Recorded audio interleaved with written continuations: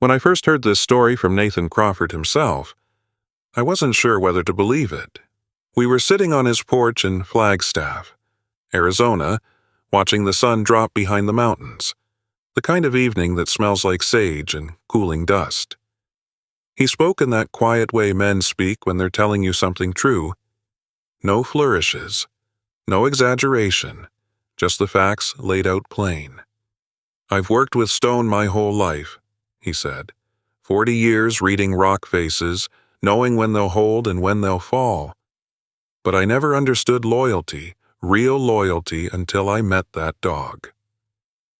He was talking about Stella, a German shepherd who did something that still makes my throat tight when I think about it. What she did for her puppy, and what it cost her, and what happened afterward. This is their story, as Nathan told it to me. I've written it down because some things ought to be remembered. Some things deserve to be passed along. The quarry had been silent for 5 years. Nathan Crawford knew every inch of it. The eastern wall that had started cracking in the summer of 2019. The drainage channels he dug himself back when Reagan was in office. The spot near the old equipment shed where his crew used to eat their lunch pails and swap stories. Morrison Quarry, his quarry, in every way that mattered, though he'd only bought the land after the company shut it down. He was standing on his porch that Tuesday morning, coffee going cold in his hand. When he saw the dog, she came from the north, from the direction of the quarry, running, not the loose, easy lope of a dog chasing jackrabbits, and not the panicked scramble of an animal being chased. This was something else entirely. Purpose, plain and simple. The German shepherd was thin, he could count her ribs even from a distance. Her coat was matted with the red dust that covered everything within 5 miles of the quarry. The same dust that had settled into the creases of Nathan's hands over 40 years and never quite washed out. But her eyes were clear, and they were fixed on him. "Sophie," he called into the house, keeping his voice level. 40 years running a quarry crew had taught him that hollering never solved anything. "Come on out here." His wife appeared in the doorway, one hand braced against the frame for balance. The tremor in her hands had started 2 years back Parkinson's. The doctor said, early stage, but Sophie Crawford had never been the type to let anything slow her down. She still baked her apple pie every Sunday, still tended her roses, still looked at Nathan the same way she had when they were 22 and too young to know better. "Lord have mercy," Sophie breathed, watching the dog approach. The German shepherd stopped at the bottom of their porch steps. Her sides heaved. Foam flecked her muzzle. She had been running hard, and for a long time. Then she did something Nathan had never seen a dog do in 58 years of living. She walked up 2 steps, grabbed the cuff of his work pants in her teeth, gentle but firm, the way you'd take hold of something precious, and pulled. Toward the north, toward the quarry. "Nathan," Sophie started. "Call for help." He was already moving toward the truck, his bad shoulder protesting as he reached for the keys on the hook by the door. "Tell them there might be trouble at Morrison Quarry. Someone trapped.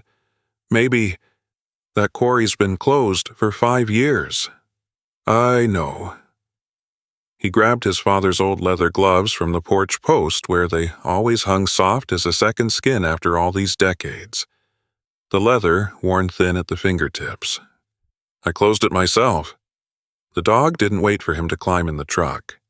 She was already running back the way she'd come, but she kept looking over her shoulder, checking. Nathan realized, making sure he was following. The morning air still held that coolness, the kind that disappears by 9 o'clock in the Arizona summer. Nathan could smell the sage, the dust, the faint sweetness of Sophie's roses by the porch rail. Normal smells, ordinary morning. But nothing about this was ordinary. He followed. The road to Morrison Quarry had been swallowed by scrub brush and Arizona dust in the years since its closure. Nathan's pickup lurched over ruts and stones. The same ruts he'd driven over 1,000 times when the quarry was running, back when he had 17 men counting on him to get them home safe every night. The German Shepherd ran ahead without slowing, her path straight as a surveyor's line. Half a mile wasn't far. Nathan had walked it more times than he could count, but today it felt like crossing into another country. The quarry he found was not the one he remembered. The eastern wall, the one he'd been watching for stress fractures since '94, the one that had finally convinced him to shut the whole operation down, had given way at last. Tons of limestone had cascaded into the pit, creating a jagged mountain of debris that filled nearly half the quarry floor. The collapse looked recent, very recent. Dust still hung in the air, catching the early light like flour in a kitchen. The dog was already scrambling down the slope, her claws scraping against loose stone. Nathan followed more carefully, testing each foothold the way 4 decades had taught him. The debris field was unstable. He could feel it in the way smaller rocks shifted under his weight, hear it in the settling sounds that meant things hadn't finished moving yet. One wrong step, and the whole pile could start sliding again. The German Shepherd stopped at a narrow gap between 2 large boulders. She looked back at Nathan, then down into the gap, and she began to make a sound he'd never heard from any dog before. Not a bark, not a howl, something between a whine and a cry, rough and broken, like her throat was trying to push out words it didn't have. The hair on Nathan's arms stood up. He knelt beside her and looked into the gap. A puppy, 4 months old, maybe. German Shepherd.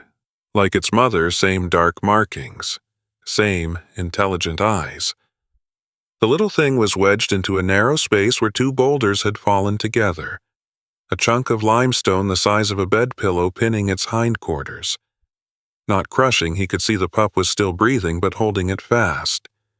Its eyes were open, looking up, searching for its mama. Its tail moved, once, weak. But there— "I see her," Nathan said, though he wasn't sure the dog could understand him. "I see your baby." The mother's crying stopped. She looked at Nathan, really looked at him, the way you look at someone when you're trying to figure out if they're worth trusting with everything you have.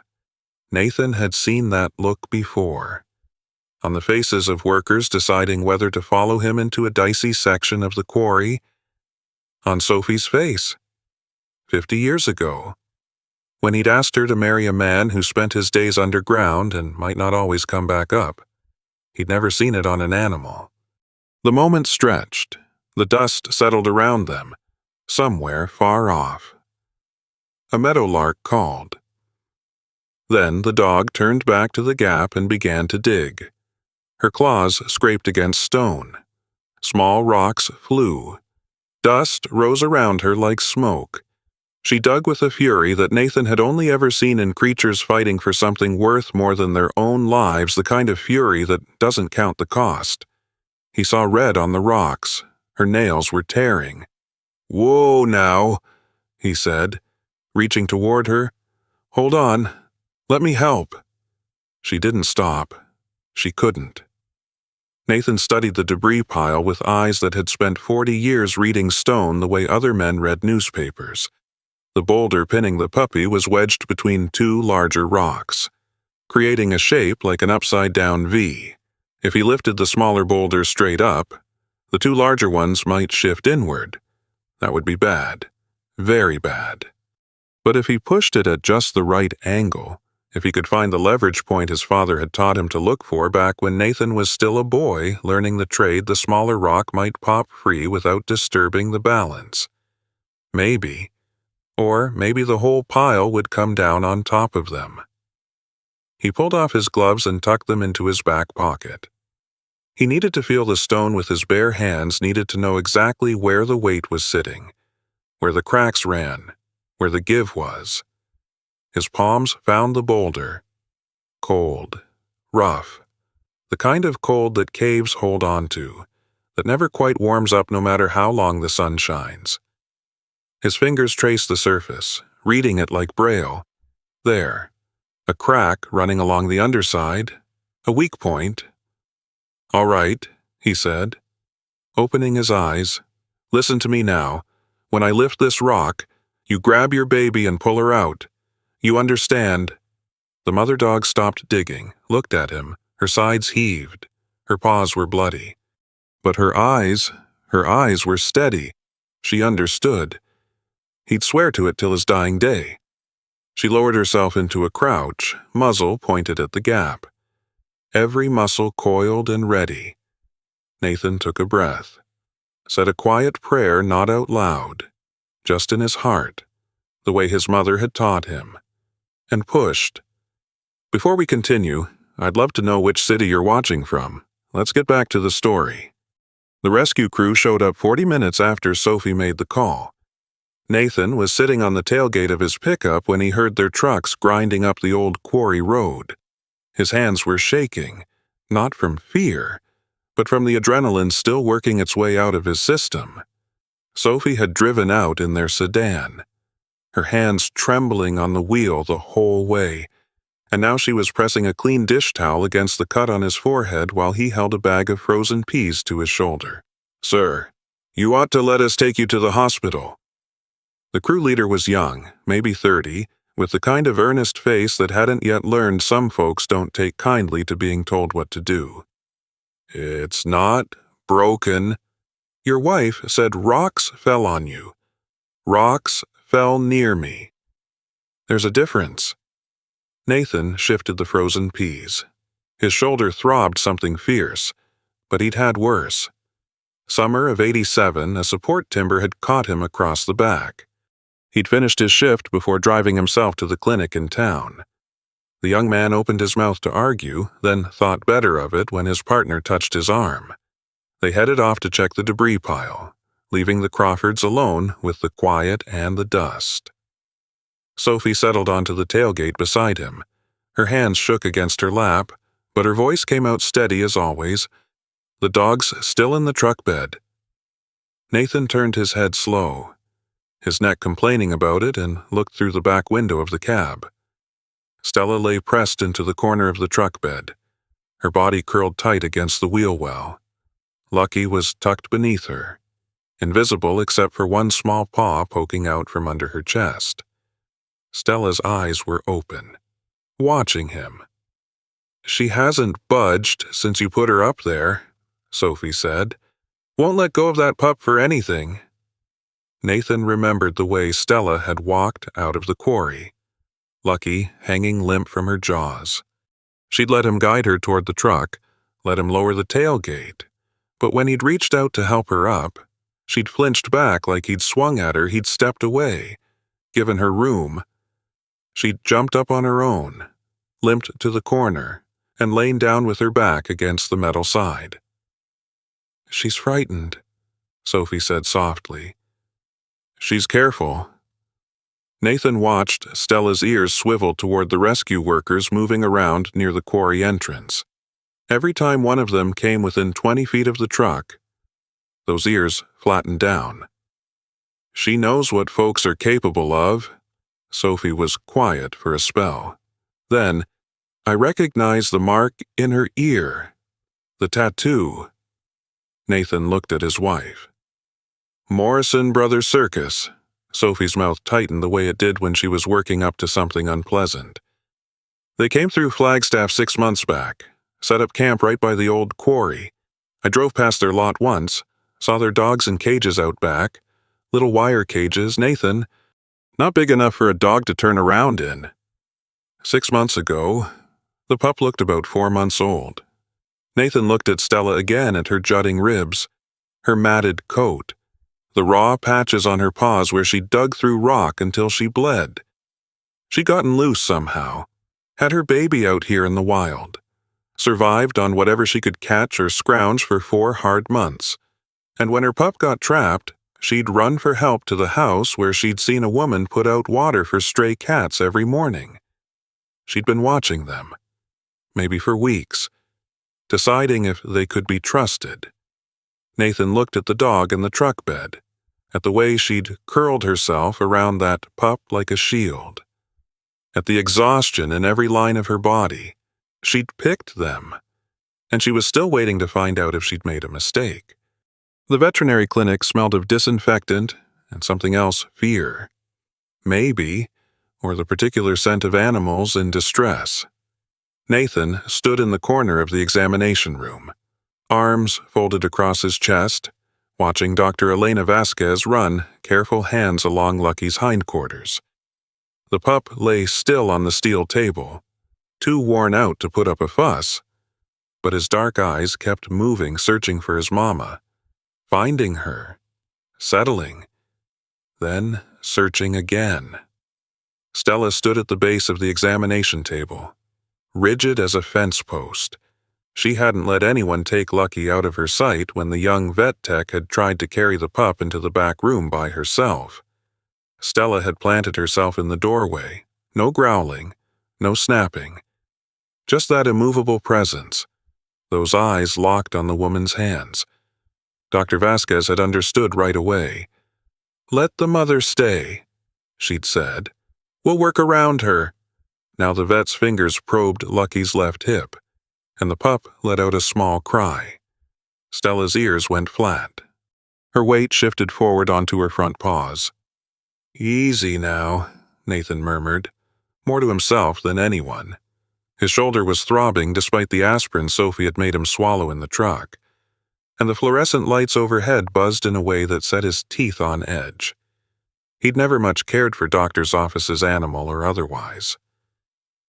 "Good news," Dr. Vasquez said, stepping back from the table. "The hip's not dislocated, soft tissue damage, some bruising, probably some strained muscles. He'll need rest and medication for the swelling."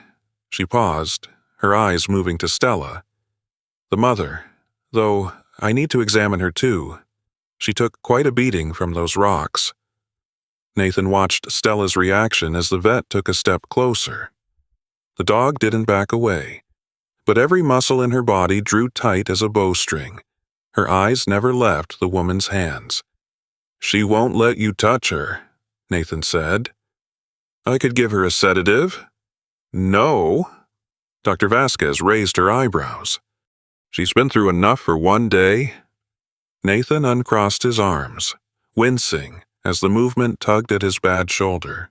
"She's standing. She's walking. She's got her wits about her. Whatever's wrong, it's not going to kill her tonight. Let her be." The vet studied him for a long moment, the kind of look that said she was deciding whether to argue. Then she nodded. "All right. But if you notice any change, if she gets sluggish, if her gums go pale, if her belly swells up, you bring her straight back. Day or night." "I will." Sophie appeared in the doorway, her purse clutched against her chest with both trembling hands. "I phoned Lisa. She's driving up tomorrow to help us get the spare room ready." Nathan frowned. "Spare room? For the dogs?" Sophie's chin came up in that way it did when she'd made up her mind about something. "They can't be sleeping outside. Nathan, not in her condition." He looked at Stella. The dog had edged closer to the examination table while they were talking, her nose nearly touching Lucky's paw. She was watching the vet wrap a bandage around the pup's hindquarters, tracking every move like her life depended on it. "She won't come inside," Nathan said. "Not willingly." "Then we leave the door open until she decides to." The drive home took the better part of half an hour. Lucky rode in a carrier on Sophie's lap, drowsy from the pain medication, his breathing slow and steady. Stella had claimed her corner in the truck bed again, same spot. Back to the wall, eyes fixed on the road unspooling behind them. Every time Nathan checked the mirror. She was watching. The sun was dipping toward the mountains by the time they turned into the driveway, painting everything in shades of orange and pink. The light caught Sophie's roses by the porch rail, made them glow like something from a picture book. Nathan cut the engine and sat for a moment. Hands still on the wheel, The day's events were starting to catch up with him, a bone-deep weariness that had nothing to do with his shoulder or the knot on his forehead. "What's on your mind?" Sophie asked quietly. "Morrison Brothers Circus?" The name left a bad taste in his mouth, like coffee gone cold. "You said they set up camp by the quarry 6 months back." "That's right. Why there?" "The quarry's been sitting empty for years. No water hookup, no facilities. Why would a traveling show pick that spot to park?" Sophie was quiet. The carrier on her lap rose and fell with Lucky's slow breathing. "Privacy, I reckon," she said at last. "No neighbors close enough to see what they were getting up to with those animals." Nathan thought about Stella's ribs, her dull coat, the way she'd flinched when he moved too quick. "She wasn't just one of their dogs," he said slowly. "She was breeding stock." The words hung in the air between them, heavy and sour. Sophie's hands tightened on the carrier. "The fella I talked to one of the handlers, he was bragging about their German Shepherd. Said she'd whelped 4 litters in 3 years. 19 pups," he said. 19. Nathan did the arithmetic in his head. 4 litters in 3 years meant she'd been bred nearly back to back. Carrying, nursing, carrying again. Her body never given a chance to mend between, and every single one of those pups had been taken from her. "They'll come looking," Sophie said, her voice dropping low. "If she's worth money to them, let them come." Sophie turned to look at him. Nathan's jaw was set hard, his eyes fixed on the road ahead. "I mean it." His voice was quiet, but there was iron underneath it. "Let them drive up to my property and try to take that dog. See what happens." Sophie didn't say anything to that. After 40 years of marriage, she knew when her husband had planted his feet on something. Nathan climbed out of the truck and walked around to the tailgate. His shoulder hollered at him, but he paid it no mind. He lowered the gate and stepped back, giving Stella room. "Come on, girl, let's get you settled." The dog's ears twitched. Her eyes moved from him to the house, then back again. She didn't move. Nathan waited. 1 minute, 2. The evening breeze carried the smell of sage and Sophie's roses, and somewhere down the road, old Tom Hendricks's rooster was crowing at the wrong time of day. Same as always. Finally. Nathan turned and walked toward the porch, slow and steady, not looking back, up the steps, across the boards that creaked in the same spots they'd creaked for 30 years. Through the front door Sophie was holding open, behind him. He heard the soft sound of paws hitting dirt. He didn't turn around, just kept walking. Through the front hall and into the kitchen, where Sophie was already settling Lucky's carrier on a pile of old blankets in the corner. Stella appeared in the doorway. She stood on the threshold, half in and half out, her nose working overtime, taking in the smells of the place coffee grounds, dish soap, the cedar chips Sophie kept in the closets, the faint ghost of bacon from that morning's breakfast. Her eyes found Lucky in his carrier. The pup was stirring now, the medication wearing off, making small sounds in his sleep. Nathan lowered himself into a kitchen chair, moving slow, keeping his hands where she could see them. "Nobody's going to bother you in here," he said. "You can rest." Stella's ears swiveled toward his voice. Her body stayed tense, coiled, ready to bolt. But she didn't bolt. One paw crossed the threshold, then another. She moved through the kitchen like she was walking on eggshells, flinching at the hum of the refrigerator, at the tick of the clock on the wall. When she reached Lucky's carrier, she sniffed him through the wire door a long, thorough inspection, then lay down beside it with her back to the wall. Her eyes stayed open, fixed on the door she'd just come through. Nathan sat in his chair and watched her. watched the way her ribs expanded with each breath, watched her ears twitch at every small sound. She was inside his house, but she wasn't anywhere close to safe. Not in her own mind, and maybe not in truth either, because somewhere out there, the people who'd used her up and thrown her away had just lost themselves a valuable piece of property. And folks like that didn't usually let go easy. Nathan woke to the sound of Lucky whimpering. Gray light was seeping through the curtains early. Not yet 6. He'd fallen asleep in the kitchen chair sometime after midnight. His neck kinked at an angle that was going to make him pay for it all day. Sophie had draped one of her crocheted afghans over him before going to bed. The same yellow and brown one her mother had made back in '72. Stella was standing over Lucky's carrier, her body rigid, her ears flat against her skull. She was staring at the window. Nathan's hand found the arm of the chair, pushed himself upright. His neck screamed. His shoulder joined in. He ignored both and followed Stella's gaze to the window above the sink. Nothing there but the pale beginnings of dawn and Sophie's little herb pots lined up on the sill. But Stella's hackles were raised. Her nose was working. And that low sound coming from her throat, not quite a growl. More like the rumble of distant thunder, told Nathan everything he needed to know. Someone was out there. He crossed to the window, keeping to the side, the way his daddy had taught him when he was a boy, and they'd heard something prowling around the chicken coop. The first rule was always the same.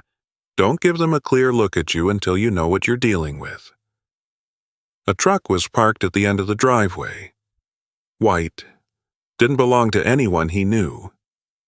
And walking up the gravel path toward the house was a man Nathan had never seen before. He was built thick through the shoulders, wearing a leather vest that had seen better days and boots caked with red dust. His stride was easy, confident the walk of a man who figured the world owed him something and meant to collect. On his belt, catching the early light, hung a catch pole, the kind animal control used, the kind you'd use to drag a dog that didn't want to go. Nathan was on the porch before his brain caught up with his body. The cool morning air hit his face, smelling of sage and dew-damp earth. Behind him, he heard Stella's nails clicking on the kitchen floor, heard Sophie's voice asking what was the matter. The man stopped at the bottom of the porch steps. He had small eyes, set too close together, and a smile that didn't quite reach them. "Morning." His voice was friendly enough, too friendly. "You'd be Mr. Crawford." "I would." "Name's Dale Whitmore. I work with Morrison Brothers Circus." He hooked his thumbs in his belt, casual as could be, like they were two neighbors chatting over a fence. "We've been looking for a dog, German Shepherd, female, about 5 years old, went missing from our camp a while back." He tilted his head, that false smile still in place. "Valuable animal, been searching ever since."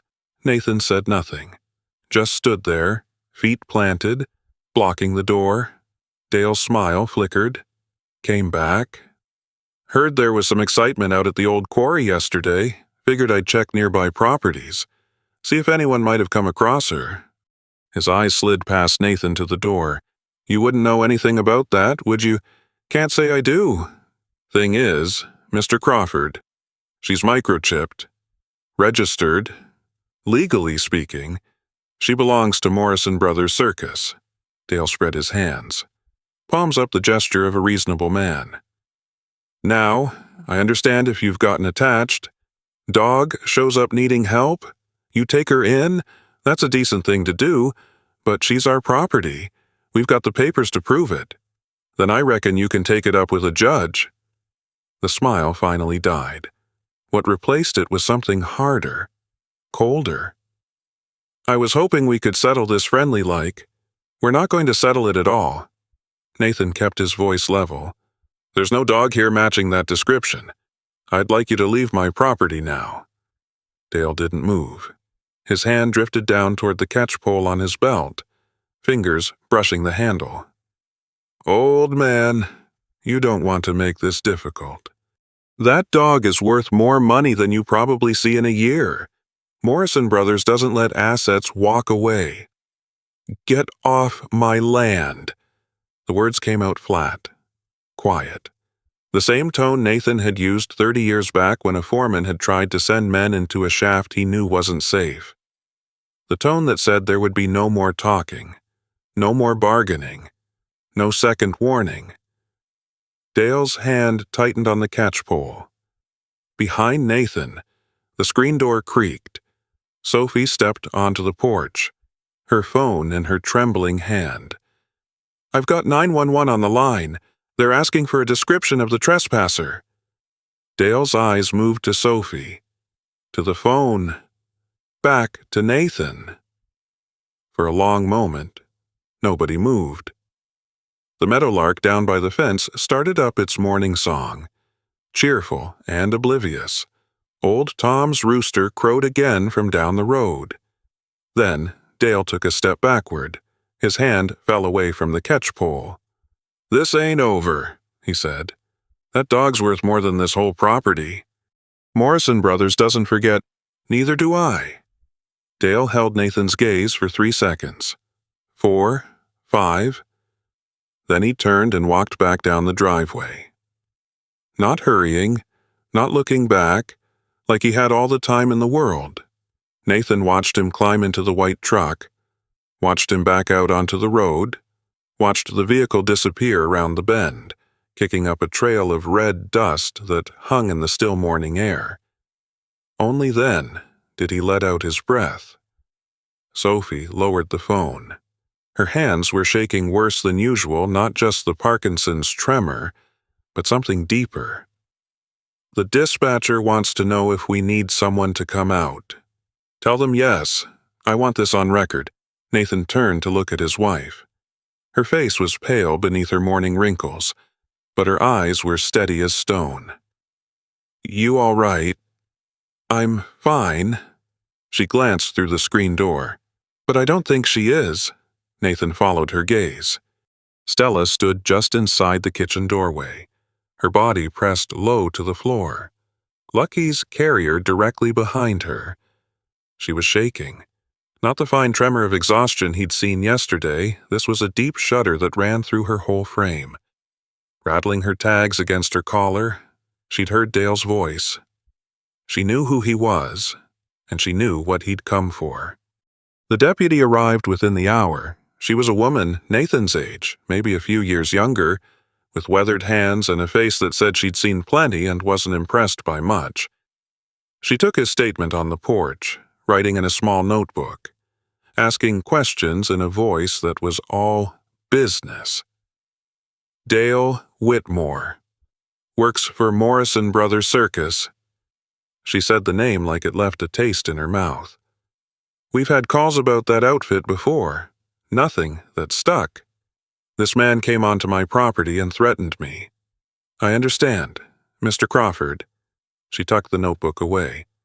"But unless he actually does something, unless he comes back and puts hands on you or your property, there's not much I can do except file a report. Flag his name." Nathan nodded. He'd figured as much. "One more thing." The deputy paused at the top of the porch steps. "If they've got papers saying the dog is theirs, and you don't have papers saying otherwise, it could get complicated. Courts tend to side with whoever's got the registration, so I should just hand her over."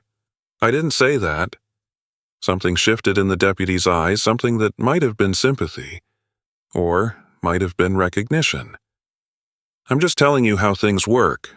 What you do with that information is your own business." She touched the brim of her hat and walked to her cruiser. Nathan watched her drive away, dust rising behind the car and settling slow in the still morning air. From inside the house came the smell of coffee brewing, Sophie's way of keeping her hands busy when her mind was spinning. He went back inside. Lisa had arrived an hour earlier, driving up from Phoenix in that practical sedan she'd bought after the divorce.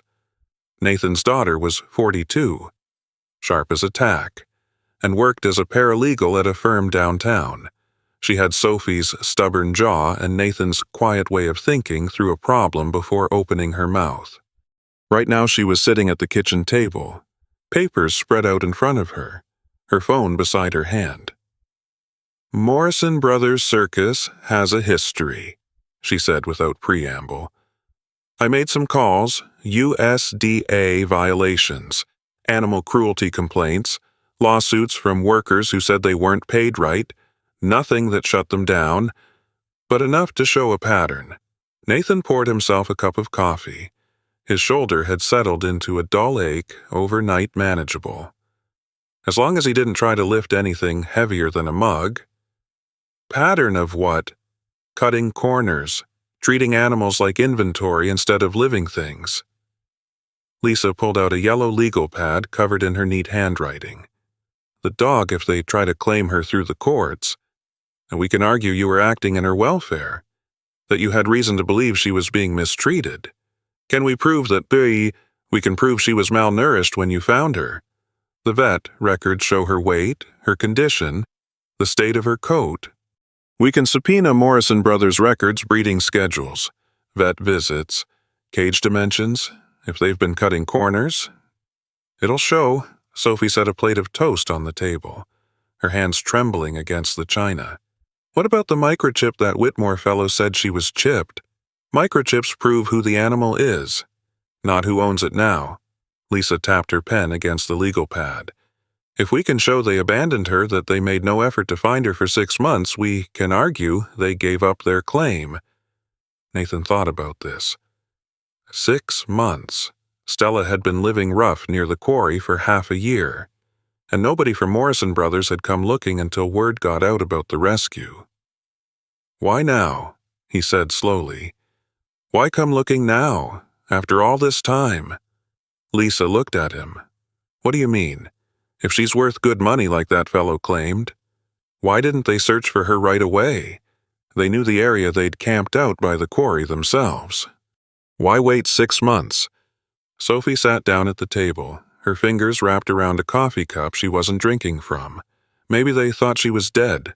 A dog in her condition, alone in the desert, the odds weren't good. Then why come now? The question settled over the kitchen like dust. Lisa chewed on her pen, frowning at her notes. "Someone told them, someone saw her here, and passed the word along. The rescue crew." Nathan thought of the young man with the earnest face, the others who'd shown up to check the quarry. There were half a dozen people out there yesterday. Any one of them could have made a phone call. "Or the vet's office," Sophie added. "Or the county clerk when we asked about registering her. It doesn't matter how they found out." Lisa set down her pen and met her father's eyes. "What matters is what they do next. That Whitmore fellow said Morrison Brothers doesn't let assets walk away. If they're really hurting for money, are they—" Lisa hesitated. Then she pulled out her phone, tapped the screen a few times, and turned it to face him. A news article. The headline read, "Morrison Brothers Circus files for bankruptcy protection." 2 years ago, Lisa said. "They've been operating on credit ever since. Show revenues are down, operating costs are up, they're barely keeping the lights on." Nathan stared at the headline. The words seemed to blur together in the morning light. "So, this isn't just about the dog," he said slowly. "It's about survival. A champion bloodline German shepherd that throws 4 or 5 pups per litter. 4 times a year.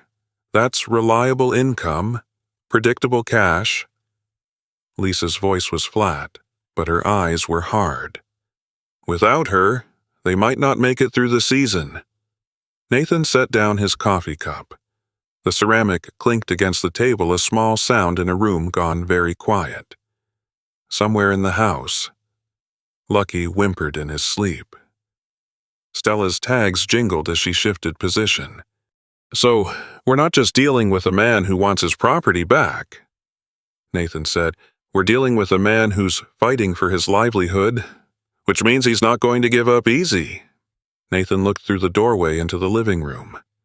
Stella lay in her corner, Lucky tucked against her belly. Her eyes were open, watching him. Those dark eyes that had seen too much and still somehow found the strength to trust. "Neither am I," he said. Lisa nodded. She pulled the legal pad toward her and started writing. "Then we fight. We file complaints with the USDA. We call the newspaper circus harasses retired couple over rescued dog. That's a story that writes itself. We make it cost them more to come after her than to walk away. That could take months. Do you have a better idea?" Nathan didn't. He looked out the window at the morning light spreading across the yard, at Sophie's roses nodding in the breeze, at the fence line where old Tom Hendricks's rooster was still crowing fit to beat the band. This was his home, his land, his peace. And somewhere out there, a man who saw living creatures as nothing more than dollars and cents was making plans. "Do it," Nathan said. "File the complaints, make the calls, whatever it takes." Lisa nodded and bent over her legal pad in the living room. Stella lifted her head and looked toward the window, her ears swiveling forward, listening, waiting, as if she knew the way animals sometimes know things that the danger hadn't passed, that it was only just beginning. Nathan installed the motion lights himself, 2 on the front porch, 2 on the back, 1 aimed at the driveway. Lisa had brought them up from Phoenix industrial grade, the kind they used on construction sites. When they kicked on, they threw a harsh white glare across the whole yard, bright enough to read a newspaper by. Stella hated them. Every time the lights flared, a rabbit cutting across the lawn, a branch dropping in the wind, the Hendricks barn cat prowling the fence line, she jerked awake, her body rigid, her ears flat. By the 3rd night, she'd stopped sleeping altogether. She lay in her corner of the living room with her eyes open, watching the windows, waiting for whatever was coming. Nathan found her like that at 4 in the morning, trembling with a tiredness she wouldn't let herself feel. He didn't try to touch her, didn't try to talk. He just lowered himself to the floor across the room, his back against the wall, and sat there watching the same windows she was watching. Stella looked at him, looked at the windows, looked at him again. Then, slow as sunrise, she put her head down on her paws, her eyes stayed open. But she wasn't shaking anymore. They kept watch together until the sky turned gray. Lisa's plan worked faster than any of them expected. The Flagstaff newspaper ran the story first. Local couple battles circus for rescued dog with a photograph of Nathan and Sophie on their porch. You could just make out Stella's shape through the screen door behind them, a shadow guarding her pup. The Phoenix stations picked it up the next day. By the end of the week, Nathan had stopped answering the telephone. Reporters, animal welfare folks, strangers who just wanted to say they were praying for them. The calls came morning, noon, and night until Sophie unplugged the phone after supper. Morrison Brothers Circus put out a statement calling the Crawfords dog thieves who had stolen a valuable trained animal and were using the press to duck consequences. It went over about as well as a lead balloon. Within 2 days, folks all over had dug up every complaint Morrison Brothers had ever faced. Pictures showed up of dogs in cramped wire cages, horses with sores on their legs, a tiger pacing in a trailer barely big enough to turn around in. By Sunday, 3 television stations wanted interviews. Nathan turned them all down. "We don't need more attention," he told Lisa over breakfast. "We need this finished. The attention is what's keeping you safe." Lisa was at the kitchen table, same as every morning, surrounded by papers and her laptop computer, a machine Nathan didn't trust and couldn't understand. Morrison can't make a move without folks watching. Every news outfit in Arizona has eyes on this story. And when they get bored, when something else comes along to look at, Lisa didn't have an answer for that. The USDA came knocking on a Tuesday. 2 inspectors drove down to Tucson, where Morrison Brothers had set up camp at the county fairgrounds. They had a warrant to examine facilities and records, and they spent the better part of a day going through everything. Lisa got the news that evening from someone she knew at the agency. "They found violations," she said, her voice tight with something that might have been satisfaction. "Not enough shelter, not enough vet care. Breeding dogs kept in spaces smaller than regulations allow. They're talking fines. Might even yank their exhibitor license." Sophie bowed her head. "Thank the Lord." "It's not over," Lisa cautioned. "Morrison has lawyers. Good ones. From what I hear, they'll fight every finding. Drag it out for months. But his credibility is shot. No judge is going to hand over a dog to someone under federal investigation." Nathan looked out the window at the backyard. Stella was lying under the old oak tree. Lucky sprawled across her back like she was his personal climbing frame. The pup had grown these past couple weeks. His legs were longer. His bark was deeper, and he'd finally figured out how to run without tripping over his own feet. Stella had changed too. Not on the outside, she was still too thin. Still wary of sudden movements, but something in her eyes had started to ease. She let Sophie fill her water dish now without backing into the corner. She'd even let Nathan scratch behind her ears once before pulling away. Small steps, but steps. "What happens next?" he asked. "We wait." Lisa started gathering her papers. "The investigation will take weeks. Morrison's people will file appeals. Meanwhile, we keep records of everything: Stella's recovery, Lucky's progress, the care you're providing. Build a case that she's better off here than she ever was with them. And Morrison himself, he'll be too busy fighting the feds to worry about one dog." Lisa paused at the door.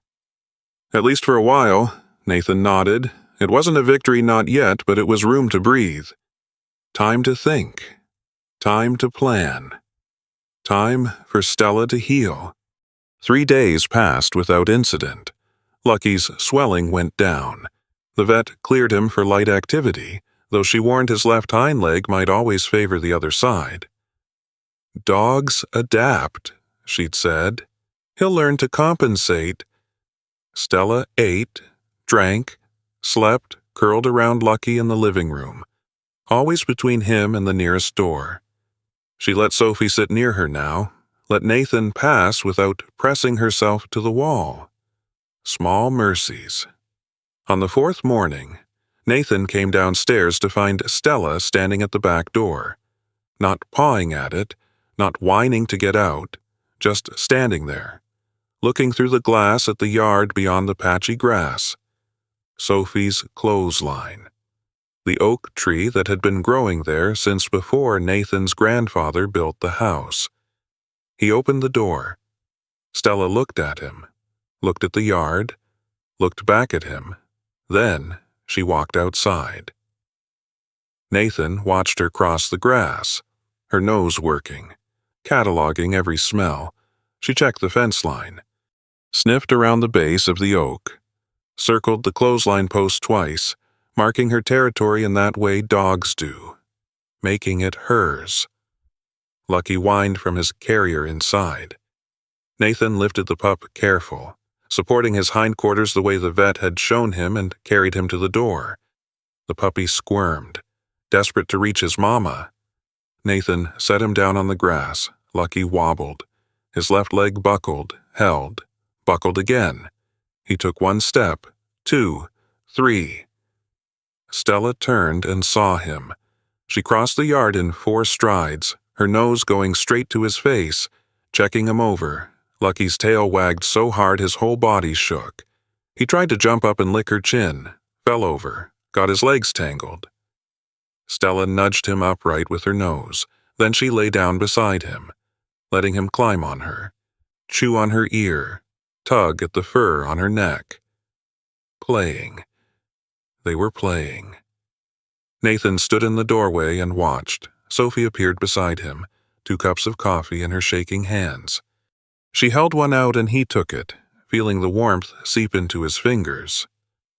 "She's different today," Sophie said quietly. Nathan nodded. He'd seen it too, something in the way Stella carried herself. The set of her shoulders, the tilt of her head, less coiled, more present.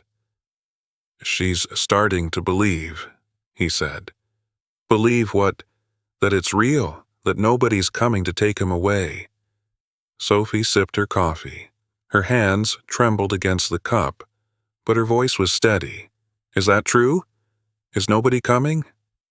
Nathan thought about Dale Whitmore, the catchpole on his belt, the cold, nothing behind his smile. This ain't over. I don't know, he said honestly, but I'm going to act like it is. For her sake. They stood together in the morning light, watching the dogs play, and Nathan let himself believe just for a moment that maybe the worst was behind them. Then, his eye caught movement at the edge of the property, a glint of light. Sun on glass, like someone watching through binoculars from the tree line. Gone before he could be sure he'd seen it. Nathan's hand tightened on his coffee cup. What is it? Sophie asked. He didn't answer, just stood there, staring at the spot where the light had been, feeling the hairs rise on the back of his neck. Someone was watching, and they weren't being careful about hiding it anymore. The photograph arrived on a Friday. Sophie found it in the mailbox, a plain white envelope with no return address. Nathan's name typed neat across the front. She brought it inside without opening it and set it on the kitchen table next to his coffee cup. Nathan looked at it for a long moment before picking it up. Inside was a single sheet of paper.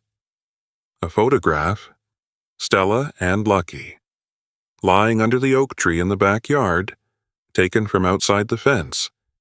Nathan's hands went cold. The coffee in his stomach turned to acid. He flipped the photo over. On the back, typed in the same neat letters, "She belongs to us. This isn't over." Sophie appeared in the doorway. What is it? Nathan couldn't speak. He handed her the photograph.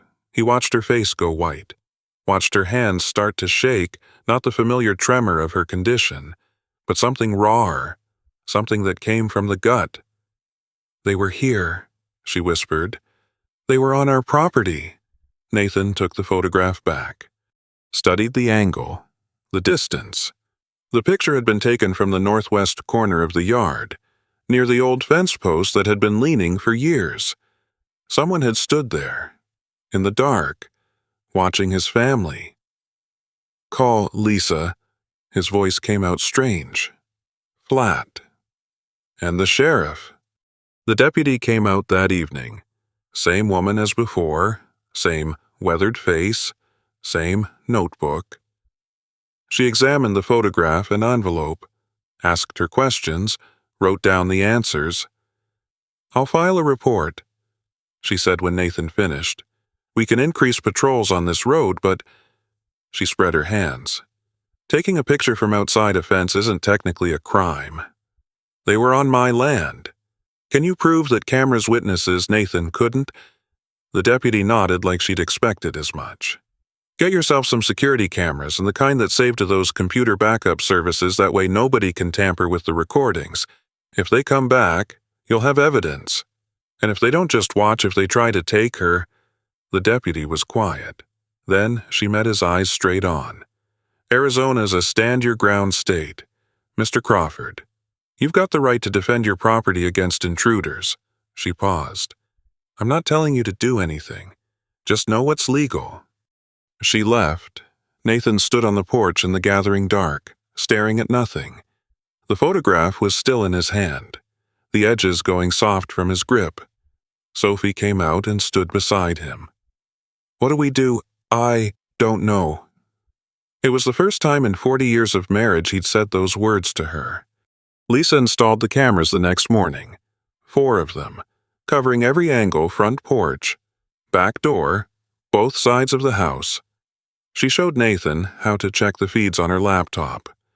Though the machine still made him uneasy, too many buttons, too many things that could go wrong. This saves everything to a server somewhere, Lisa explained. Even if someone smashes the cameras, the footage is already backed up. Nobody can erase it. Nathan nodded, not really understanding, but trusting his daughter to know what she was talking about. 3 days passed, 4, a week. The cameras caught rabbits, the Hendricks cat, a coyote slinking along the fence line at 3 in the morning. Nothing human. Nathan started to breathe again. Then the trucks came. It was early morning, just past 7. Nathan was in the backyard, refilling Stella's water dish from the hose, when he heard the engines. Not one engine, several, coming fast.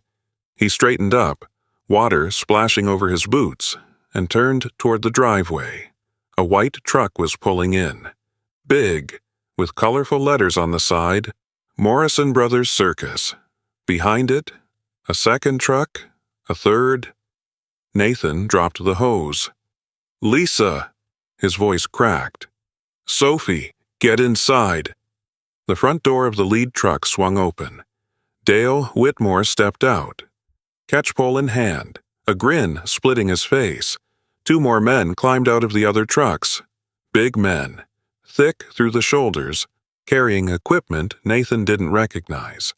Stella was beside him. Suddenly he hadn't heard her approach. But she was there, pressing against his leg, her whole body vibrating with tension. Lucky whimpered from the back porch. "Mr. Crawford." Dale's voice rang out cheerful and wrong across the morning air. "Good to see you again. We're here to collect what's ours?" Nathan's mind raced. The cameras were recording. The sheriff was 40 minutes away. Lisa was already on her feet inside. He could hear her voice, high and urgent, talking to someone on the phone. 40 minutes was a lifetime. "Get off my property." His voice came out thin, old. "Now, let's not make this harder than it needs to be." Dale took a step forward, then another. "The dog belongs to us. Courts might take a while to sort it out, but we both know how this ends. Why not save everybody the trouble?" The other men were spreading out, flanking Nathan's position, cutting off routes of escape.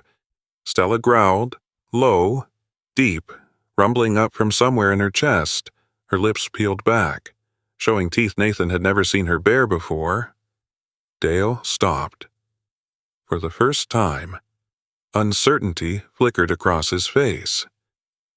"Dog's gone wild on you, hasn't she?" He adjusted his grip on the catchpole. 4 months in the desert. Made her mean? She's not mean. Nathan stepped in front of Stella, putting himself between her and the men. "She's protecting what's hers." "Step aside, old man." "No." Dale's jaw tightened. He nodded to the men on either side. They moved forward. Nathan grabbed the nearest thing, a garden rake leaning against the fence, and held it up. His shoulders screamed. His hands shook. He was 58 years old, facing 3 men half his age. "I said get off my property." "Dad." Lisa was on the back porch, phone pressed to her ear. "Sheriff's on the way."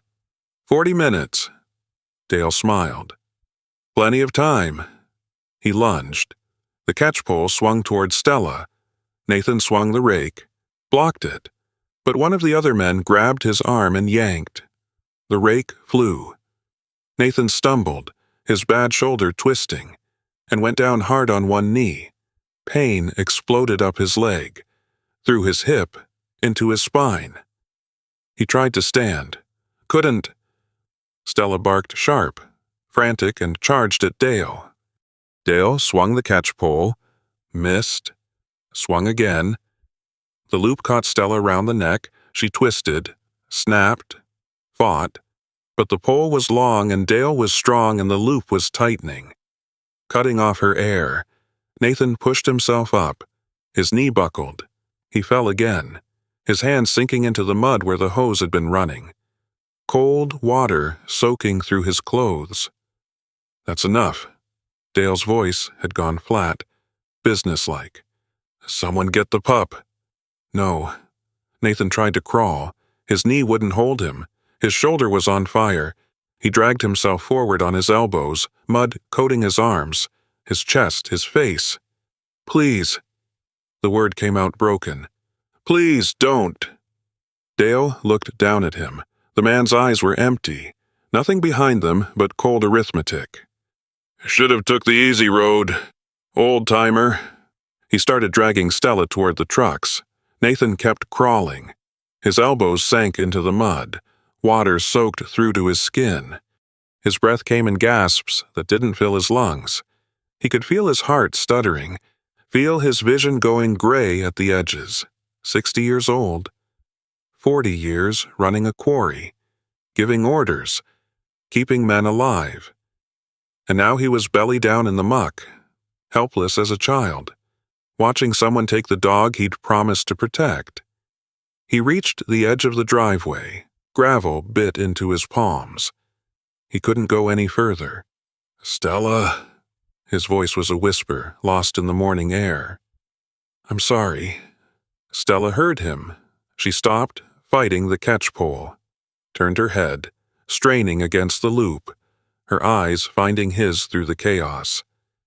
And Nathan saw something there he'd never expected to see. Not fear, not anger. Forgiveness. She was forgiving him for failing her. The realization hit him like a fist to the chest. His head dropped to the gravel, the stones grinding against his forehead.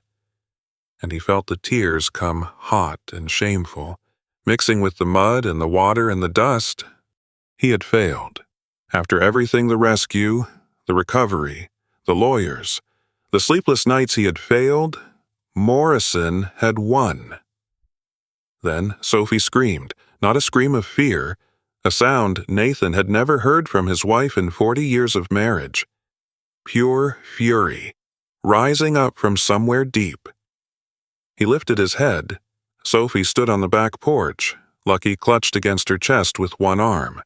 In her other hand, raised above her head, was the shotgun that had hung over their fireplace for 30 years. The one Nathan's father had left him. The one they'd never fired. Not once. She'd loaded it. "Let go of that dog." Sophie's voice came out steady as iron. Her hands had stopped trembling. "Right now." Dale froze. The other men froze. Everyone stared at the 62-year-old woman with Parkinson's disease, holding a 12-gauge shotgun like she knew how to use it. Her eyes blazing. "Mrs. Crawford." Dale started. Sophie pulled back the hammer. The click echoed across the yard. "I said let go." Dale looked at the shotgun, looked at Sophie, looked at Nathan, still lying in the mud.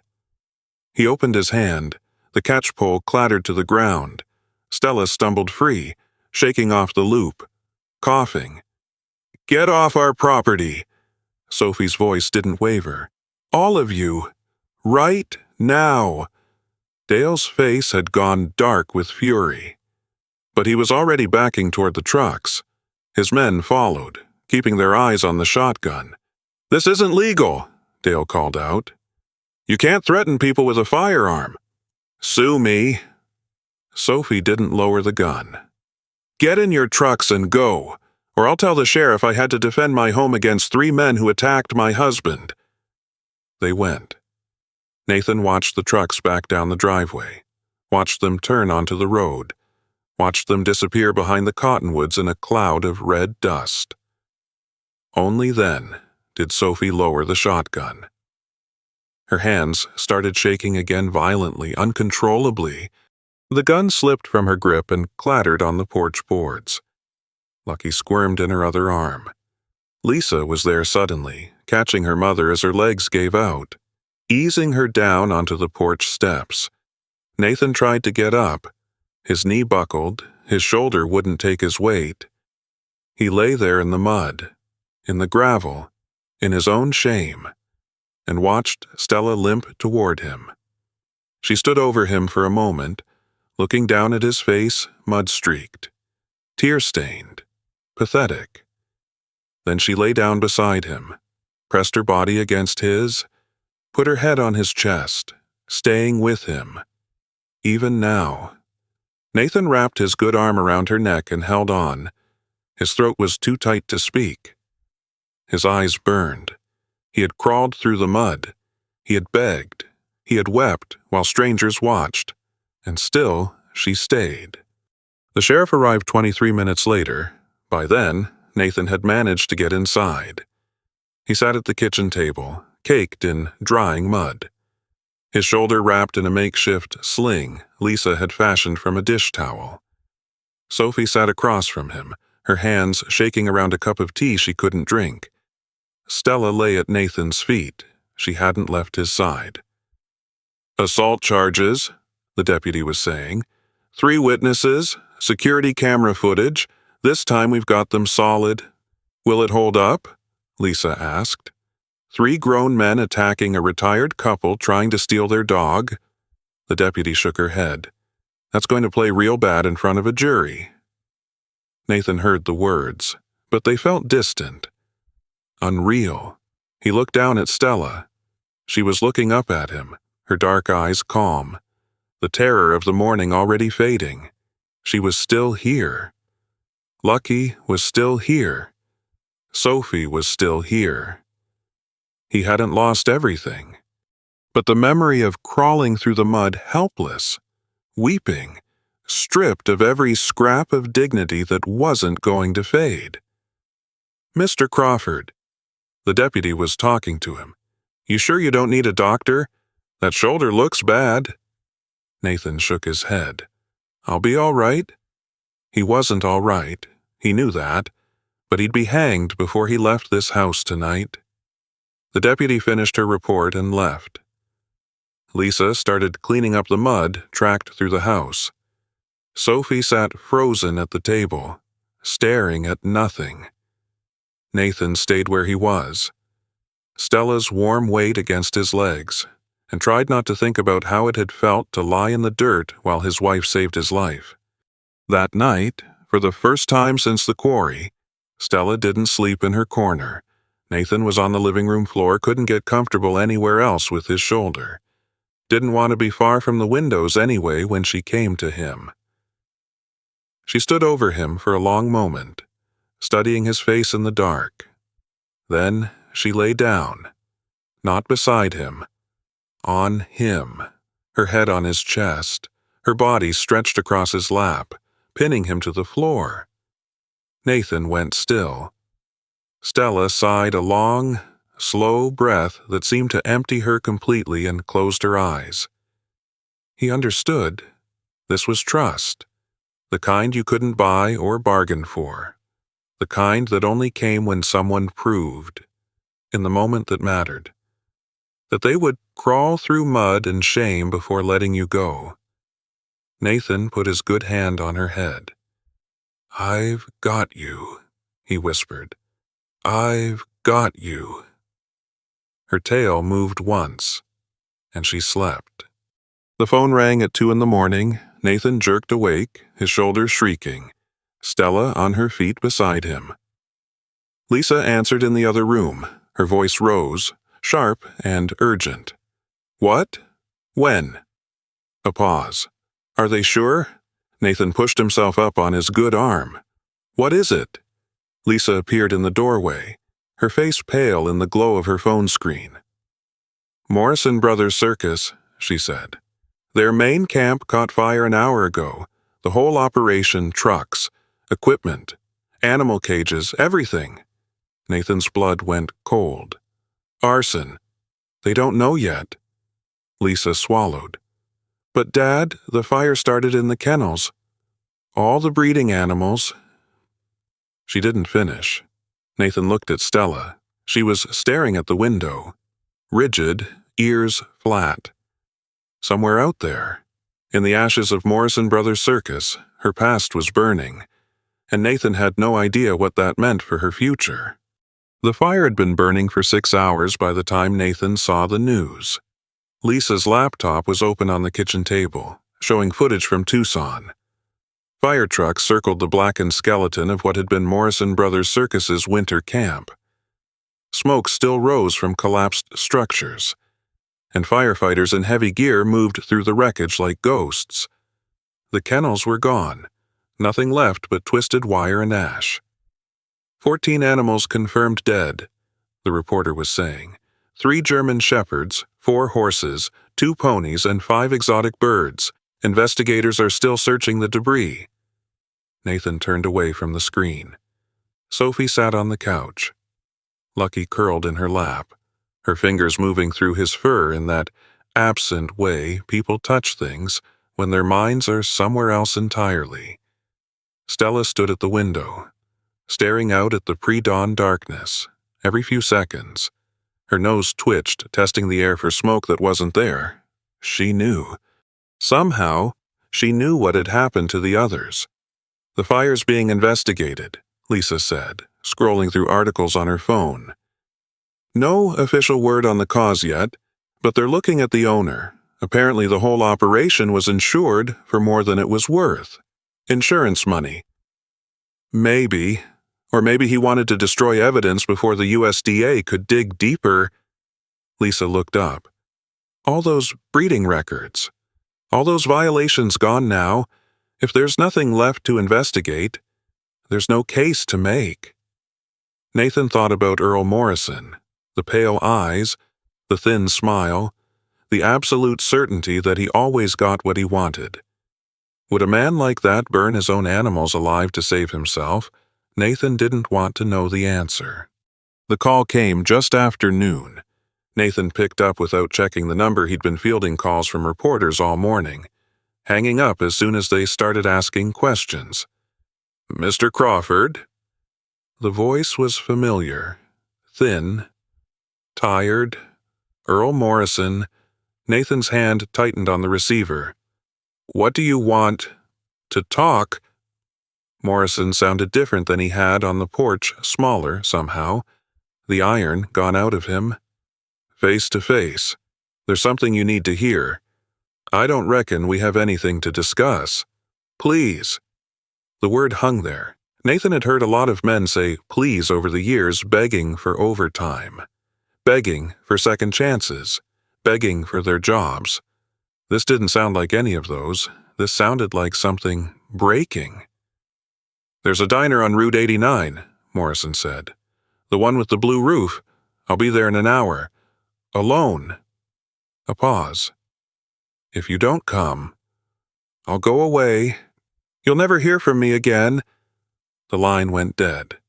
Nathan stood in the kitchen, phone in hand, staring at the wall. "Who was that?" Sophie asked from the doorway. "Morrison." "What did he want to talk?" Sophie's face hardened. "You're not going." Nathan looked at his wife, at her trembling hands, at the dark circles under her eyes, at the fierce protectiveness written in every line of her body. "I have to know," he said. "I have to understand why." Why what?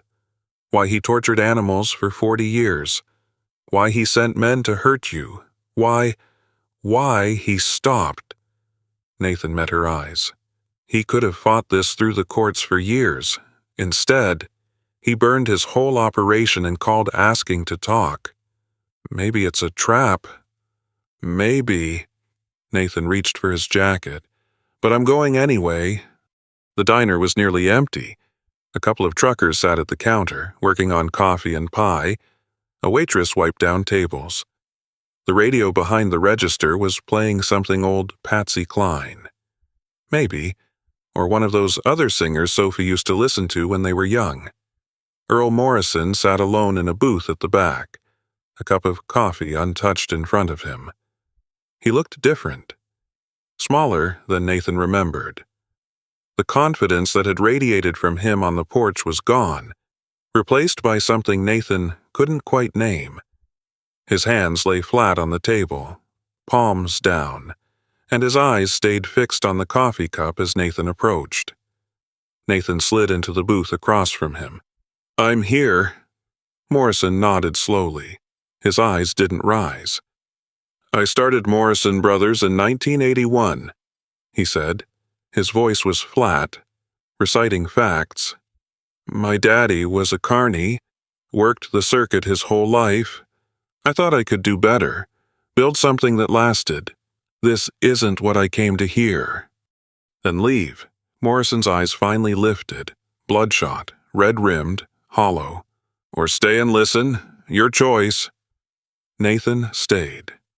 First 20 years, we did things right. Treated the animals proper, had vets on staff, good facilities, everything by the book. Morrison's hands trembled as he reached for his coffee, then pulled back without drinking. Then the money got tight, attendance dropped, costs kept climbing, we started cutting corners just to keep the lights on. So, you started breeding your dogs to death? That was my brother's doing. He handled the animals. Morrison's voice cracked. I told myself I didn't know how bad it was. Told myself, as long as I didn't see it, it wasn't my fault. Nathan thought about Stella. 22 pregnancies, 3 dead litters, 5 years of being used until her body nearly broke. But you knew. I knew. Morrison's hands were shaking badly now. I knew, and I let it happen. And I let it.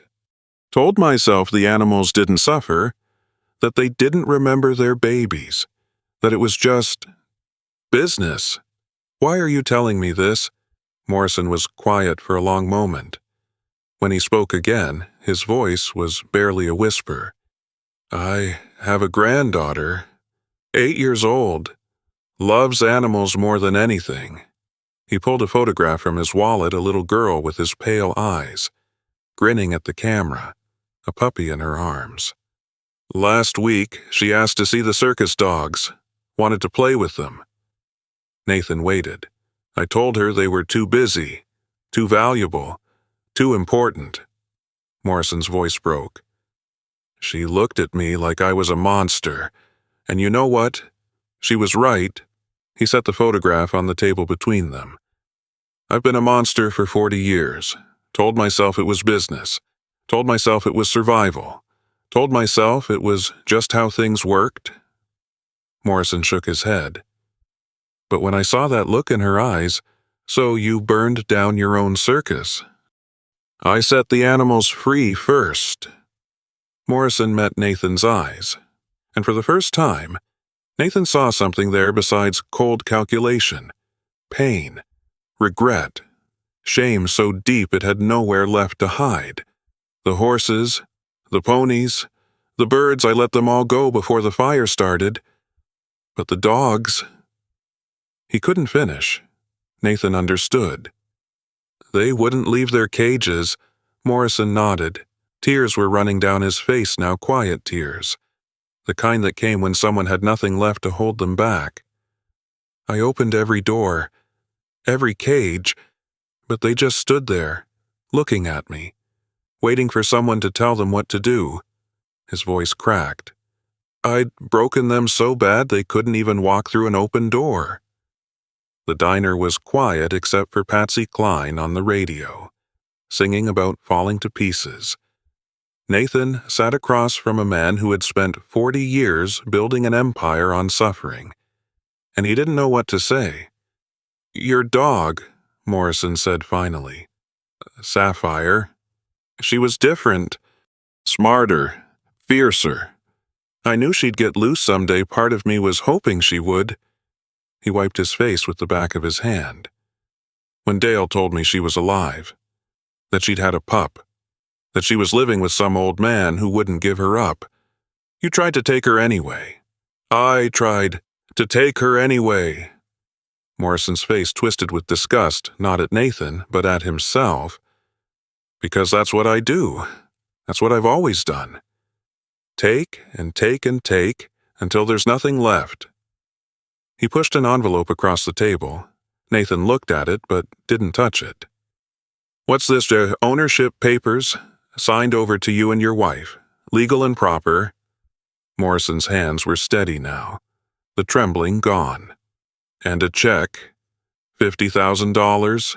For her care, for the pup, for whatever you need. Nathan stared at the envelope. I can't undo what I did, Morrison said. Can't bring back the dogs that died in the fire, or the pups that got sold off, or the years I stole from her life. But I can do this. I can let her go. Why? The question hung in the air. Morrison looked down at the photograph of his granddaughter, still lying on the table, because I want to look her in the eyes again someday. His voice was barely audible, because I want her to know that her grandfather, at the end of everything, found enough decency left in himself to do one right thing. Nathan picked up the envelope, opened it. Inside were the papers Morrison had described, official and legal, along with the cashier's check. $50,000. "I don't want your money," Nathan said. Morrison's face crumpled. "But I'll take the papers." Nathan stood, the envelope in his hand. "And I'll tell you something. Morrison, it's not too late." "Not too late for what?" "To be someone your granddaughter can be proud of." Nathan looked down at the man who had caused so much suffering. "The dogs in that fire, you can't bring them back. But there are other dogs. Other circuses doing exactly what you did. You could help shut them down. You could tell people what you know, how the system works, where the bodies are buried." Morrison stared at him. "It won't fix the past," Nathan said. "Nothing will. But it's something. It's a start." He turned and walked toward the door. "Mr. Crawford?" Nathan stopped, his hand on the handle. "Thank you." Morrison's voice was thick with tears. "For listening. For not walking away when I called." Nathan pushed open the door and stepped into the Arizona sunlight. Behind him, Earl Morrison sat alone in an empty diner, holding a photograph of his granddaughter, crying for the first time in 40 years. The drive home took 30 minutes. Nathan kept the radio off, letting the silence fill the cab. The envelope sat on the passenger seat, $50,000, and a set of papers that meant Stella was legally, permanently his. He had won. But the victory felt hollow. He kept seeing Morrison's face, the tears, the shame, the desperate need to be something other than what he'd been. The man was a monster. Nathan knew that. But somewhere, under 40 years of cruelty, something human had survived. Something that woke up when an 8-year-old girl looked at him with disappointment. Nathan pulled into the driveway and sat for a moment. Hands on the wheel. Sophie was on the porch. Lisa beside her, Stella at the bottom of the steps, ears pricked, watching the truck. Waiting. Nathan climbed out, the envelope in his hand, and walked toward his family. "Well?" Lisa asked. Nathan handed her the envelope. "It's finished." Lisa opened it, scanned the contents. Her eyes went wide. "He signed everything over, and 50,000. We're not keeping the money." Nathan walked past her, up the steps. "We'll give it to one of those animal rescue outfits, but not for us. That money's got too much blood on it." Sophie searched his face. "What happened in that diner?" Nathan thought about Morrison crying over a photograph, about dogs who couldn't walk through open doors because they'd forgotten what freedom meant. "He gave up," Nathan said, "not because he had to, because he finally saw what he'd become." Sophie nodded slowly. She'd been married to Nathan long enough to know when he'd seen something that changed him. "Stella's ours now," Nathan said. "Legal and proper. Nobody can take her away." Sophie's eyes filled with tears. "Thank God." Nathan looked down at Stella, still standing at the bottom of the porch steps.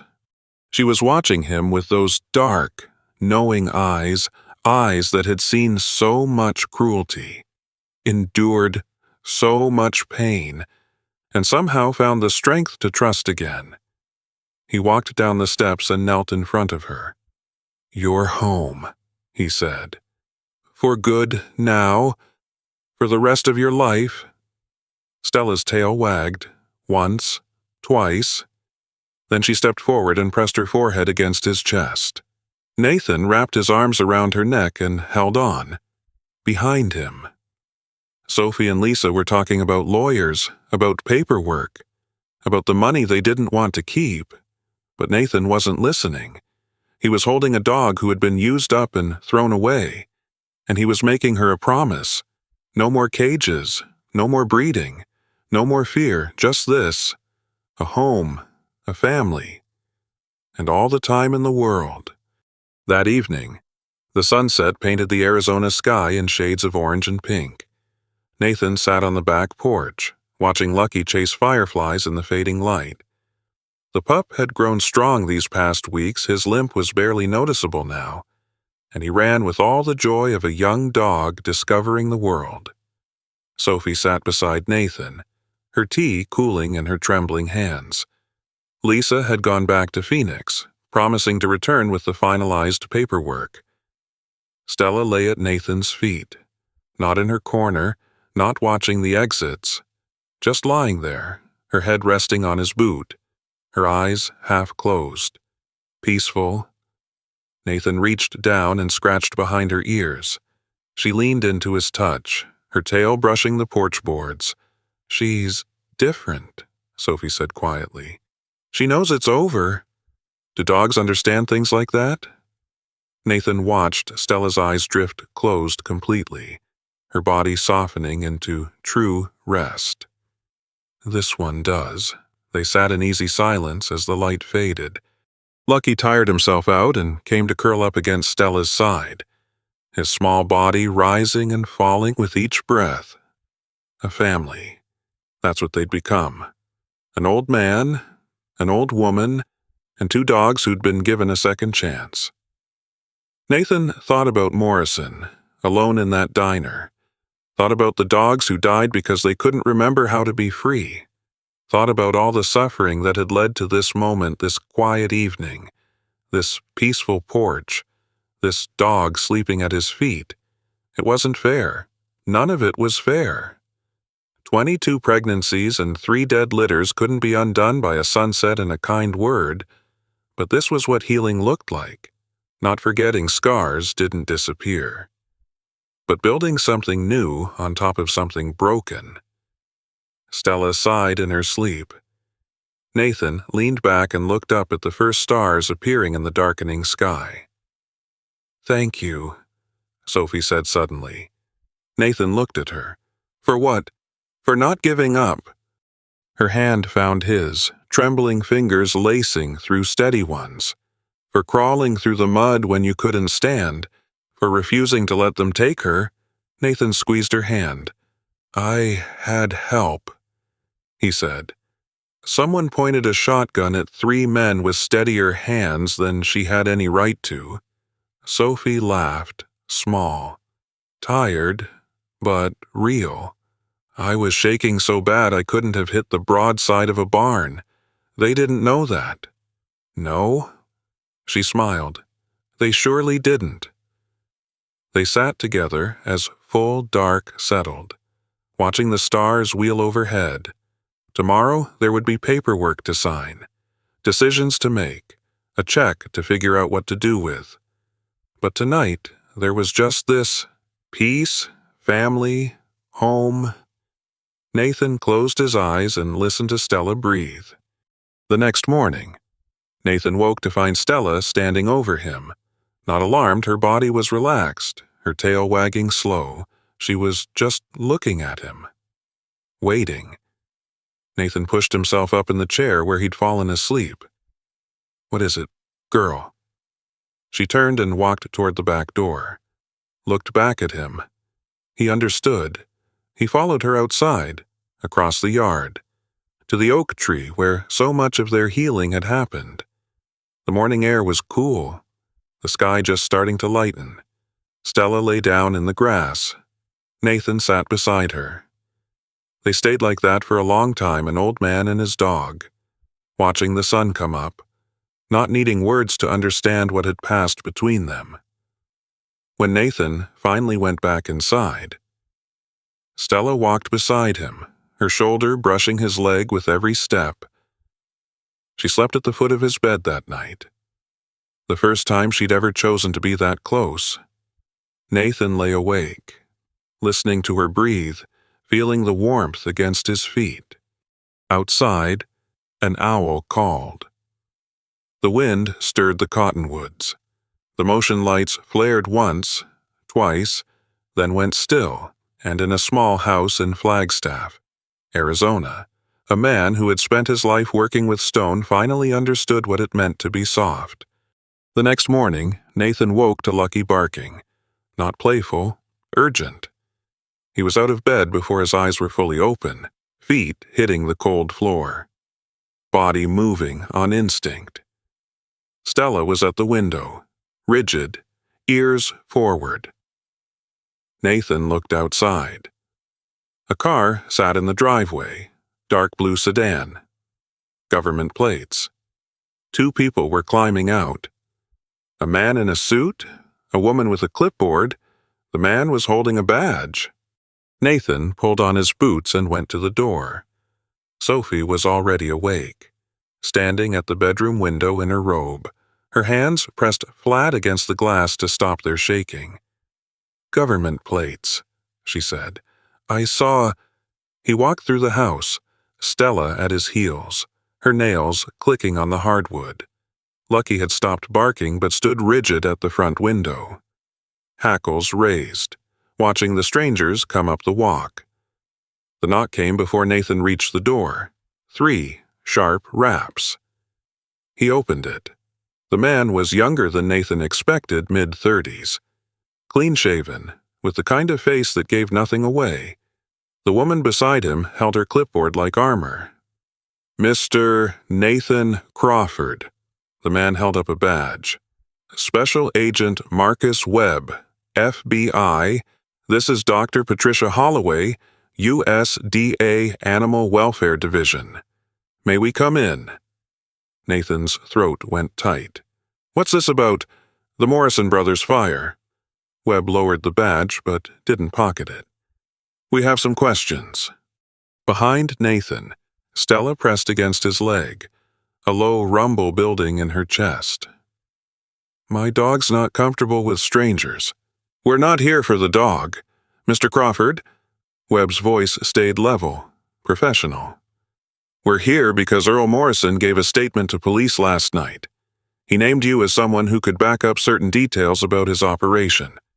Nathan went still. "What kind of statement? A confession?" Dr. Holloway spoke for the first time softer than Webb, but her eyes were sharp. "Mr. Morrison has provided detailed testimony about animal welfare violations going back 15 years. He's cooperating fully with both federal investigations." The words took a moment to land.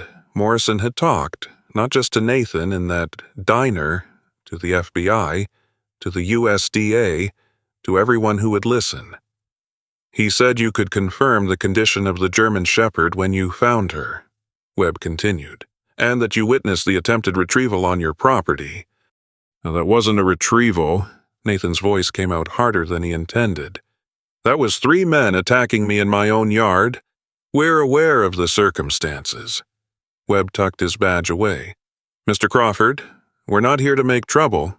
We're here because Morrison's testimony could shut down a dozen operations like his across the country. But we need people who can back up what he's saying. We need witnesses." Nathan looked at Dr. Holloway. "You want me to testify? We want you to tell the truth." She held his gaze steady. "About the dog's condition when you found her, about what happened when Morrison's people came here, about everything you saw and heard." Sophie appeared in the hallway, Lucky in her arms. "What happens if he says no?" Webb turned to look at her. "Then we build our case with what we have. Morrison's testimony might be enough on its own. He's given us records, names, dates. But a witness who can confirm the details makes everything stronger. And if he agrees, then your husband helps make sure what happened to his dog never happens to another animal." Webb paused. "Not just Morrison's animals, others like them. All across the country." Nathan thought about the dogs who died in the fire, the ones who couldn't walk through open doors, the 19 puppies taken from Stella and sold to strangers who never knew where they came from. "Come inside," he said. "I'll tell you what I know." The interview lasted 3 hours. Nathan sat at the kitchen table. Agent Webb across from him, Dr. Holloway taking notes. Sophie brought coffee that went cold. Sandwiches that went untouched. She stayed in the doorway, listening, her hands wrapped around Lucky's warm body. Stella lay at Nathan's feet throughout. Her head rested on his boot, her eyes never quite closing. He told them everything. The day Stella appeared on his porch, muddy and desperate, the quarry, the rocks, the way she'd covered Lucky with her own body, the condition she'd been in, ribs showing through matted fur, nails torn to the quick, fear in every line of her body. He told them about Dale Whitmore and the catchpole, about Morrison's visit to the porch, about the photograph taken from outside the fence. He told them about the assault, about crawling through the mud while they dragged Stella away, about Sophie and the shotgun. He told them about the diner, about Morrison crying over a photograph of his granddaughter, about the papers and the check and the look in a man's eyes when he finally sees what he's become. When Nathan finished, the kitchen was quiet. Webb closed his notebook. Dr. Holloway set down her pen. "Mr. Crawford," Webb said, "would you be willing to repeat this in federal court?" Nathan looked down at Stella. She was watching him, those dark eyes calm and trusting. "Yes." The agents left at noon. Nathan stood on the porch, watching the blue sedan disappear down the road, dust rising and settling in its wake. Sophie stood beside him, Lucky squirming to be put down. "It's really over," she said. "Isn't it?" Nathan thought about the months ahead, the legal proceedings, the testimony, the reporters who would come sniffing around once Morrison's case went to trial. "Not over," he said. "Different, but not finished." Sophie nodded. She set Lucky down, and the pup bounded off toward the backyard, his limp barely visible now. Stella watched him go but didn't follow. She stood beside Nathan, her shoulder pressed against his leg. "She's still worried," Sophie observed. "She knows something changed." Nathan rested his hand on Stella's head. "She just doesn't know yet that it changed for good." "Will she ever?" Nathan watched Lucky chasing a butterfly, his whole body wiggling with joy. The pup had never known cages or cruelty. He'd been born free, his mother's gift to him, and he moved through the world like freedom was his birthright. "I reckon so," Nathan said. "Eventually." Summer turned to autumn. The cottonwoods along the fence went gold, then brown, their leaves drifting across the yard like scattered memories. Lucky grew into his legs, all gangly energy and enthusiasm. Stella's coat thickened against the coming cold, her ribs finally hidden under healthy muscle. Nathan's shoulder healed, mostly. Sophie's hand still trembled, but no worse than before. Life settled into new patterns, the kind that form when the worst is over, and ordinary days start stacking up again. Every morning, Nathan sat on the back porch with his coffee, watching Stella and Lucky explore the yard. Every evening, Sophie put out fresh water for the stray cats mostly, but sometimes a dog or two, drawn by whatever signal animals use to find safe places. They never turned one away. The nightmares faded slowly. Nathan still woke sometimes with gravel under his hands and Stella's bark in his ears, but the terror was gone. What remained was just memory, painful, but bearable. Stella's nightmares took longer. Some nights, Nathan would wake to find her pacing, checking windows, unable to settle. He learned to recognize the signs: the flattened ears, the tucked tail, the desperate need to confirm all exits were clear. On those nights, he would get up and sit with her in the living room, not talking, not touching, just present. Eventually, she would lie down. Eventually, she would sleep. By October, The nightmares came once a week. By November, every couple weeks. By December, almost never. Christmas Eve fell on a Sunday. Lisa drove up from Phoenix with her arms full of presents toys for Lucky, a new bed for Stella, heated gloves for Sophie's trembling hands. They ate supper together. The four of them, plus 2 dogs, crowded around a table meant for family. Lucky wore a red bow he kept trying to eat. Stella tolerated a green ribbon around her neck for about 3 minutes before shaking it off. After the meal, they moved to the living room.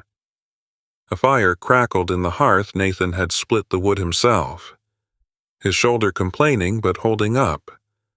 The Christmas tree Sophie had insisted on stood in the corner, strung with the same lights they'd used since Lisa was a girl. Sophie sat in her chair, new gloves already on, Lucky asleep in her lap.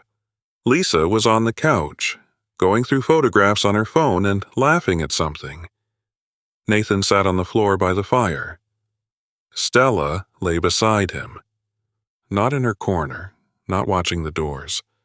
Beside him, her body pressed against his leg, her head in his lap, completely relaxed. Nathan stroked her ears and watched the flames. A year ago, he'd been a retired quarry foreman with a bad shoulder and a quiet life. He'd never owned a dog, never wanted one, never understood people who talked about their animals like family. Now he understood. "Dad," Lisa was looking at him. "You all right?" Nathan realized his eyes were wet. He wiped them with the back of his hand. "I'm fine," he said. "Better than fine." Lisa smiled and went back to her phone. Sophie caught his eye across the room. She didn't say anything after 40 years. She didn't need to. She just smiled, and in that smile was everything pride, love, gratitude for the man he'd become.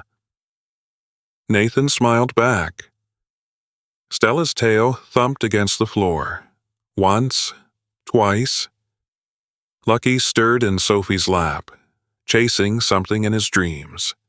Outside, snow began to fall the first of the season, light flakes drifting past the windows like scattered blessings. Nathan leaned back, Stella's weight warm against him, and closed his eyes. The quarry was still out there, half a mile north, its broken stones silent under the snow. Morrison Brothers Circus was ashes now, its owner telling his story to federal courts across the country.